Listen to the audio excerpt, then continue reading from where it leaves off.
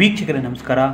ಚನ್ನಪಟ್ಟಣ ಉಪಚುನಾವಣೆ ಕಣ ಮದಗಜಗಳ ಹೋರಾಟದ ಜೊತೆಗೆ ವದಂತಿಗಳ ಕೇಂದ್ರ ಬಿಂದು ಕೂಡ ಆಗಿದೆ.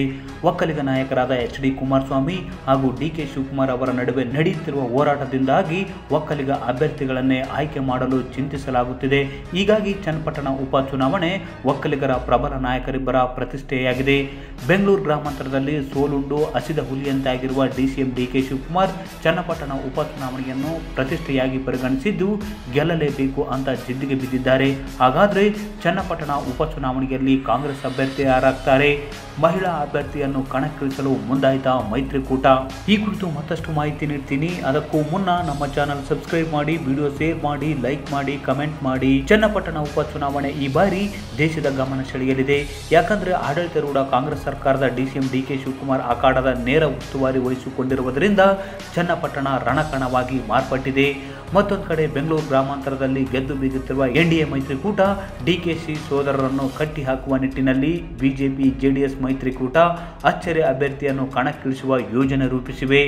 ಲೋಕಸಭೆ ಚುನಾವಣೆಯಲ್ಲಿ ಬೆಂಗಳೂರು ಗ್ರಾಮಾಂತರದಲ್ಲಿ ಡಿ.ಕೆ. ಸುರೇಶ್ ಅವರ ವಿರುದ್ಧ ಬಿಜೆಪಿ ಅಭ್ಯರ್ಥಿ ಡಾಕ್ಟರ್ ಸಿ.ಎನ್. ಮಂಜುನಾಥ್ ಅಭೂತಪೂರ್ವ ಗೆಲುವು ದಾಖಲಿಸಿದ್ದಾರೆ.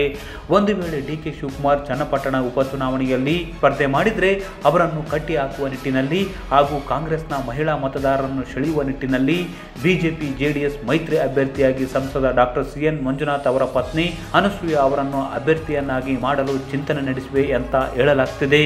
ಅನಸೂಯ ಅವರನ್ನು ಮೈತ್ರಿ ಅಭ್ಯರ್ಥಿಯನ್ನಾಗಿ ಘೋಷಿಸುವ ನಿಟ್ಟಿನಲ್ಲಿ ಉಭಯ ಪಕ್ಷಗಳ ನಾಯಕರು ಚರ್ಚೆ ನಡೆಸಿದ್ದಾರೆ. ಒಂದು ವೇಳೆ ಅನಸೂಯ ಅವರನ್ನು ಕಣಕ್ಕಿಳಿಸಿದರೆ ಯಾವೆಲ್ಲ ಪ್ರಯೋಜನಗಳು ಆಗಬಹುದು ಮತ್ತು ಸೋಲು ಗೆಲುವಿನ ಲೆಕ್ಕಾಚಾರದಲ್ಲಿ ಉಭಯ ಪಕ್ಷಗಳ ನಾಯಕರು ತೊಡಗಿದ್ದಾರೆ ಎನ್ನಲಾಗ್ತಿದೆ. ಎಚ್ ಡಿ ಕುಮಾರಸ್ವಾಮಿ ಈಗ ಕೇಂದ್ರ ಸಚಿವರಾಗಿದ್ದಾರೆ. ಜೊತೆಗೆ ಚನ್ನಪಟ್ಟಣದಲ್ಲಿ ರಾಜೀನಾಮೆಯಿಂದ ತೆರವಾಗಿರುವ ಶಾಸಕ ಸ್ಥಾನಕ್ಕೆ ನಡೆಯಲಿರುವ ಉಪಚುನಾವಣೆಯಲ್ಲಿ ಜೆಡಿಎಸ್ ಗೆಲುವು ಕಾಣಲೇಬೇಕು. ಹೀಗಾಗಿ ಭದ್ರಕೋಟೆ ಉಳಿಸಿಕೊಳ್ಳಲು ಮಹಿಳಾ ಅಭ್ಯರ್ಥಿಯನ್ನು ಕಣಕ್ಕಿಳಿಸುವ ಸಾಧ್ಯತೆ ಹೆಚ್ಚು ಅನ್ನಲಾಗ್ತಿದೆ. ಒಟ್ಟಾರೆ ಉಪಚುನಾವಣೆಯನ್ನು ಜೆಡಿಎಸ್ ಬಿಜೆಪಿ ಗಂಭೀರವಾಗಿ ಪರಿಗಣಿಸಿದ್ದು ಆಡಳಿತಾರೂಢ ಕಾಂಗ್ರೆಸ್ಗೆ ಸೆಡ್ಡು ಹೊಡೆಯುವುದಕ್ಕೆ ಸಜ್ಜಾಗಿ ನಿಂತಿವೆ.